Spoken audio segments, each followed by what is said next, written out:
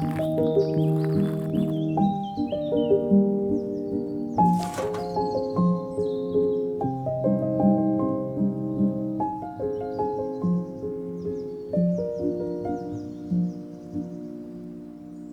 m'appelle Jean-Pierre Augier, je suis sculpteur et vous me découvrez au milieu de mon matériau de prédilection, au milieu de ma ferraille. Je suis sculpteur autodidacte depuis ma petite enfance.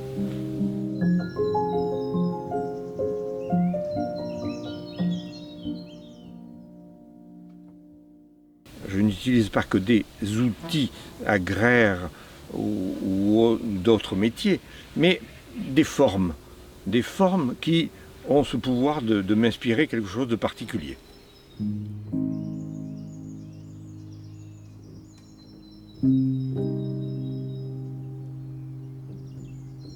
J'ai démarré avec les outils de mes ancêtres, ce sont les premiers que j'ai utilisés. Mes ancêtres étaient paysans de cette terre des collines de Nice, là, et ils étaient très, très besogneux et ils avaient des outils en quantité, des outils particuliers, mais qui, au fur et à mesure des générations, ne servaient plus. Alors ce sont ces outils inutilisés que j'ai commencé à utiliser la première fois.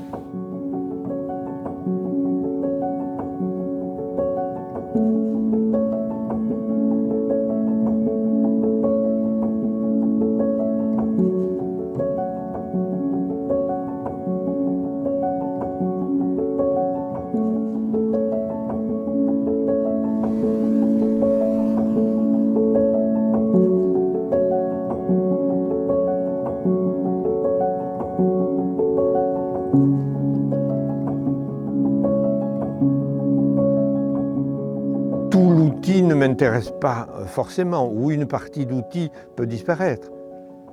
Mais le rassemblement de deux outils, de deux formes simples, c'est ça le plus important, c'est de les rapprocher et vous voyez apparaître une silhouette, une attitude animale ou humaine par quelques traits de craie. Je détermine et j'enlève et je découpe ce qui est superflu au chalumeau. Et c'est la soudure à l'arc qui va faire la jonction entre ces éléments.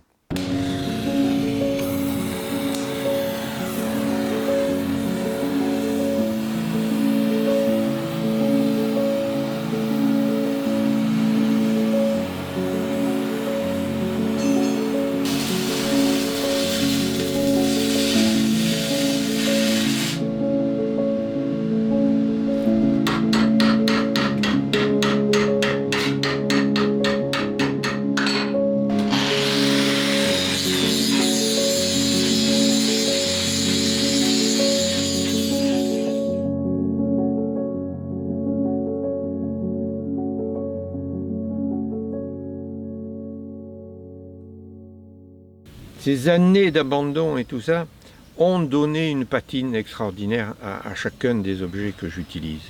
Ça, c'est très important. Mais il faut enlever l'excédent, la partie poudreuse de la rouille qui est dessus, et donner un assez joli aspect. C'est mon épouse qui se charge de ce travail ingrat, de décapage de la rouille. Elle a un masque, elle a ce qu'il faut, bien sûr.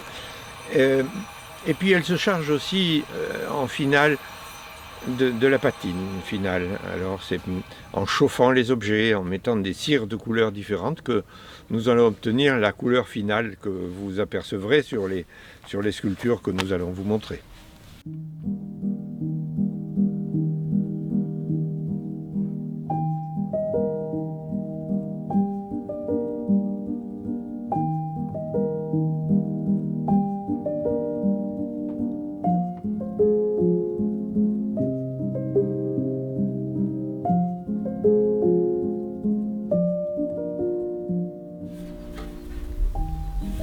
Je vois une vierge, son manteau étendu. Sa tête sera ici dans son voile.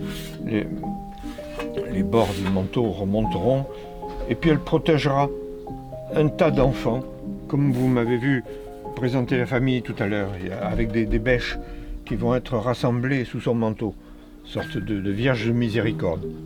Voilà, ce bel outil africain va devenir quelque chose de tout autre. Les idées, elles sont là, en permanence, si vous voulez.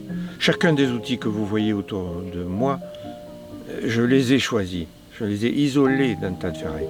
Je sais ce que je peux en faire, et ce que je voudrais en faire, grossièrement.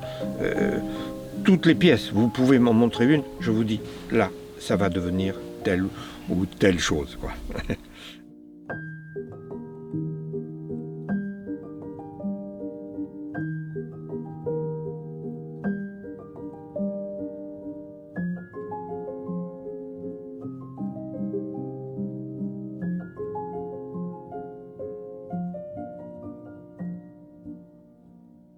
Nous vivons depuis 6 générations dans ce coin de terre de la commune de Saint-Blaise. J'étais enfant unique, mais j'ai eu une enfance heureuse, extraordinaire. Des parents très aimants et qui aimaient les belles choses, qui aimaient faire pousser de beaux légumes, des fleurs. Ma mère était une très bonne cuisinière, elle avait toujours un bouquet sur sa table, sans avoir jamais appris l'art du bouquet. Et je pense avoir reçu quelques dons, si vous voulez, mais en tout cas, ce désir de créer sans arrêt. N'importe quel jour qui arrivait, je voulais créer quelque chose avec ce qui me tombait sous la main. D'abord, j'ai modelé la terre du jardin que j'ai tamisée, et que j'ai modelée, et j'ai fait toute une crèche. Ensuite, je me suis servi des cailles de pommes de pin et j'ai créé des colliers et des bracelets. Et puis, les formes de branches d'olivier, tout ça m'inspirait beaucoup. Pendant une dizaine d'années, j'ai travaillé le bois d'olivier. Et la grande interruption, c'est la guerre d'Algérie. Mais à mon retour, j'ai eu envie de repartir sur quelque chose d'autre. Et alors ce sont ces vieux outils dont je vous parlais, les vieux outils de mes ancêtres qui étaient là et qui suscitaient déjà mon imaginaire. Et j'ai démarré avec eux d'abord.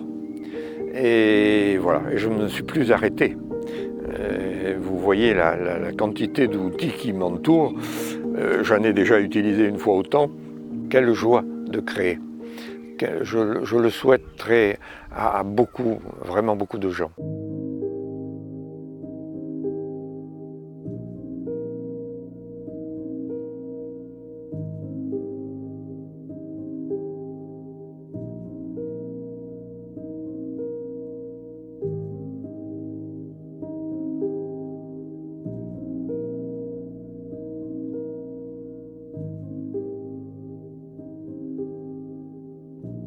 Cette joie de créer, de pouvoir, avec un matériau aussi rude, aussi simple, exprimer ce que je pense, ce que je crois, ce que j'aime.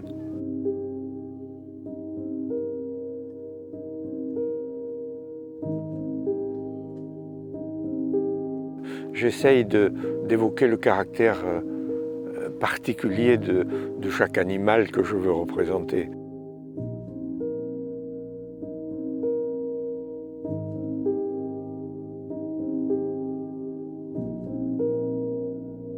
Les êtres humains, et oui, j'aime les représenter dans ce qu'ils ont de plus noble, de plus joyeux, voilà, des élans de générosité, d'amour. Je représente souvent des couples enlacés comme ça, parce que c'est un thème que j'aime particulièrement.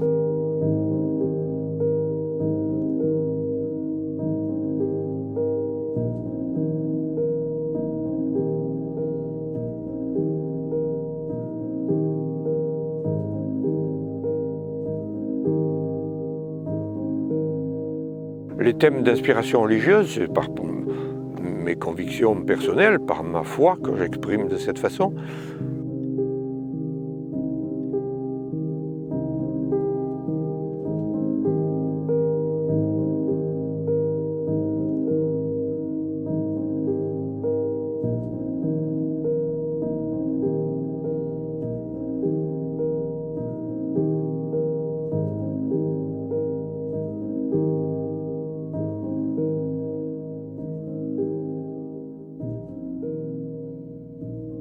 Si le Seigneur m'accorde encore quelques années de santé, une bonne vue, je vais continuer à créer parce que c'est ma vie. Créer, c'est un bonheur tous les jours, si vous voulez. Quelle joie de créer.